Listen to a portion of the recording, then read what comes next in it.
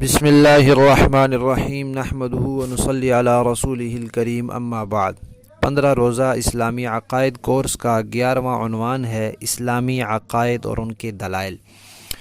اسلامی شریعت کے 4 دلائل ہیں، یعنی 4 چیزیں ایسی ہیں کہ ان سے شریعت کے مسائل ثابت ہوتے ہیں۔ جو مسائل ان سے ثابت ہوں گے وہ شریعت کے مسائل کہلائیں گے، جو ان سے ثابت نہیں ہوں گے یا ان کے خلاف ہوں گے وہ شریعت کے مسائل ہرگز نہیں ہوں گے۔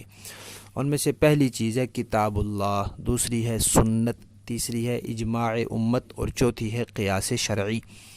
کتاب اللہ تو اللہ تعالیٰ کی کتاب ہے، اللہ تعالیٰ خالق اور مالک ہیں، بندوں کو ان کی مرضی کے مطابق چلنا ہے، لہذا وہ اپنی مرضی اپنی کتاب میں بتا دیتے ہیں یا اپنے نبی کے ذریعے بتا دیتے ہیں۔ تو کتاب اللہ تو اس لیے حجت ہے کہ جو کچھ کتاب اللہ سے ثابت ہے وہ شریعت ہے اور دین ہے، اور جو کتاب اللہ کے خلاف ہے اس سے ٹکرا رہا ہے وہ دین نہیں ہے۔ دوسرے نمبر پہ سنت بھی حجت ہے۔ سنت میں حضور نبی کریم صلی اللہ علیہ وسلم کی سنت، خلفائے راشدین کی سنت اور صحابہ کرام کی سنت تینوں شامل ہیں، اس لیے کہ سنت کا معنی ہے طریقہ اور راستہ، طریقہ اور راستہ جو ہے اس پر چلا جاتا ہے۔ تو حضور دین کے اندر ان لوگوں کی سنت کو لازم قرار دیا گیا ہے جن کی اتباع کا کہا گیا ہے۔ راستے کی اتباع کی جاتی ہے، طریقے میں اتباع کی جاتی ہے، پیروی کی جاتی ہے۔ تو قرآن پاک نے نبی کریم صلی اللہ علیہ وسلم کی اتباع کا بھی کہا ہے اور صحابہ کرام کی اتباع کا بھی کہا ہے۔ سورہ بقرہ کی آیت نمبر 137 میں فرمایا کہ صحابہ کرام کے ایمان جیسا لاؤ تو پھر ہدایت پاؤ گے۔ اور حضور کی اتباع کی تو بہت سی آیات ہیں جن میں سورہ احزاب کی آیت نمبر 21 بھی شامل ہے کہ رسول اللہ میں تمہارے لیے بہترین نمونہ ہے۔ تو حضور اور صحابہ کی اتباع کا فرمایا، اس لیے ان کی سنت بھی شریعت کی ایک دلیل ہے، اور حضور نے خود اپنے لیے بھی سنت کا لفظ استعمال فرمایا۔ موطا امام مالک کی روایت ہے، آپ نے فرمایا کہ میں تمہیں 2 چیزیں چھوڑ کر جا رہا ہوں، اگر ان کو مضبوطی سے پکڑو گے تو کبھی گمراہ نہیں ہوگے، ایک اللہ کی کتاب اور ایک اللہ کے رسول کی سنت۔ اور خلفائے راشدین کے بارے میں بھی فرمایا کہ تم پر میری اور میرے خلفائے راشدین کی سنت لازم ہے۔ اور حضرت عبداللہ بن مسعود نے فرمایا کہ جو کوئی آدمی چاہتا ہے کہ وہ سنت اختیار کرے تو پھر وہ صحابہ کرام کے طریقے کو پکڑ لے۔ تو حضور کی طریقہ بھی سنت اور خلفائے راشدین کا بھی اور صحابہ کرام کا بھی۔ تو یہ جو سنت ہے یہ بھی ہماری شریعت کی ایک دلیل ہے، اس سے بھی شریعت کے مسائل ثابت ہوتے ہیں۔ تیسری چیز ہے اجماع امت، یعنی کسی زمانے میں صحیح العقیدہ علماء کسی بات پر اتفاق کر لیں، سارے کہیں کہ یہ مسئلہ ایسے ہی ہے، تو یہ بھی شریعت کی ایک دلیل ہے، اس لیے کہ قرآن پاک میں اللہ تعالیٰ نے سورہ نساء کی آیت نمبر 115 میں فرمایا ہے کہ جو آدمی مسلمانوں کے راستے کے علاوہ کسی اور راستے پر چلے گا تو اسے ہم دوزخ میں ڈال دیں گے۔ تو جب سارے علماء صحیح العقیدہ، سارے علماء ایک بات پر جمع ہو گئے تو پھر وہی مسلمانوں کا راستہ ہوا، اب جو اس کو چھوڑے گا تو وہ دوزخ کا راستہ ہوگا۔ یہ دلیل ہے اس بات کی کہ سارے علماء کا کسی بات پر جمع ہو جانا یہ بھی حجت ہے۔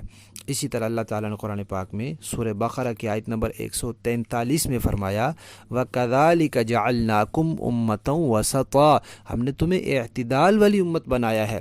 تو جب اس امت کے ایک وقت کے سارے علماء کسی بات پر جمع ہو جائیں تو ضرور وہ بات اعتدال والی ہوگی اور درست ہوگی۔ اور نبی کریم صلی اللہ علیہ وسلم کا ارشاد ہے ترمذی شریف میں، آپ نے فرمایا کہ اللہ تعالیٰ میری امت کو کسی گمراہی پر جمع نہیں فرمائیں گے۔ تو امت کسی گمراہی پر، کسی خطا پر، کسی غلطی پر جمع نہیں ہو سکتی، اور جس چیز پر امت جمع ہو جائے یہ دلیل ہے اس بات کی کہ وہ گمراہی اور غلطی نہیں ہو سکتی۔ اس لیے ہم کہتے ہیں کہ کتاب اللہ بھی حجت ہے اور شریعت میں دلیل ہے، اسی طرح سنت حضور اور صحابہ اور خلفائے راشدین کی سنت بھی دلیل ہے، اسی طرح اجماع امت بھی دلیل ہے، کسی زمانے کے سب علماء کا جمع ہو جانا۔ چوتھی دلیل ہے قیاس۔ قیاس کا مطلب یہ ہے کہ کسی چیز کے بارے میں شریعت نے کسی وجہ سے ایک حکم جاری کیا، وہ وجہ اگر کہیں اور مل جائے تو پھر اس پر بھی وہی حکم لگایا جاتا ہے۔ مثلا شریعت نے کہا شراب حرام ہے، کیوں؟ اس لیے کہ اس سے نشہ چڑھتا ہے، تو وجہ جو ہے وہ نشہ چڑھنا ہے۔ اب جس چیز سے نشہ چڑھے گا وہاں یہی وجہ پائی گئی، لہذا وہاں حکم بھی یہی لگے گا، اس کو حرام کہا جائے گا۔ چرس سے نشہ چڑھے، بھنگ سے نشہ چڑھے، کسی بھی چیز سے نشہ چڑھے تو ہم کہیں گے کہ قیاس کر کے یہ کہیں گے کہ یہ بھی حرام ہے، کیونکہ نشہ چڑھنے کی وجہ سے شریعت نے شراب کو حرام کہا، اس وجہ سے جس چیز سے نشہ چڑھے گا وہ بھی حرام ہوگی۔ تو یہ قیاس ہے، نبی کریم صلی اللہ علیہ وسلم نے خود قیاس فرمایا، صحابہ کرام نے فرمایا، اس کی بہت سی مثالیں دی جا سکتی ہیں، جن میں بخاری اور مسلم کی روایات بھی موجود ہیں، ابو داؤد اور مسند احمد کی روایات بھی موجود ہیں، اور موطا امام مالک کی احادیث ہیں۔ یہ سب ان میں تذکرے موجود ہیں کہ حضور نے بھی قیاس فرمایا اور صحابہ کرام نے بھی قیاس فرمایا۔ مشہور حدیث ہے حضرت معاذ رضی اللہ تعالیٰ عنہ کی، حضرت معاذ رضی اللہ تعالیٰ عنہ کے بارے میں کہ جب نبی کریم صلی اللہ علیہ وسلم نے ان کو یمن کا گورنر بنا کر بھیجا، اس زمانے میں جو گورنر ہوتے تھے وہ قاضی بھی ہوتے تھے، مفتی بھی ہوتے تھے، فقیہ اور مجتہد بھی ہوتے تھے، تو لوگ انہی سے مسائل پوچھ کر عمل کرتے تھے۔ تو جو مسائل قرآن و سنت میں واضح نہیں ہوتے تھے اس میں پھر وہ اپنا اجتہاد کرتے تھے، قیاس کرتے تھے۔ تو حضور نے حضرت معاذ سے پوچھا کہ تم کیسے فیصلہ کرو گے؟ انہوں نے کہا اللہ کی کتاب سے۔ حضور نے فرمایا اگر اللہ کی کتاب میں نہ ہوا تو اس سے پتہ چلا کہ ہر مسئلہ پوری وضاحت کے ساتھ کتاب اللہ میں نہیں ہے، اگرچہ اصول موجود ہیں۔ تو انہوں نے عرض کیا یا رسول اللہ میں اللہ کے رسول کی سنت سے، تو اس سے پتہ چلا کہ کتاب اللہ میں مسئلہ نہ ہو تو پھر پہلے سنت کو دیکھنا چاہیے۔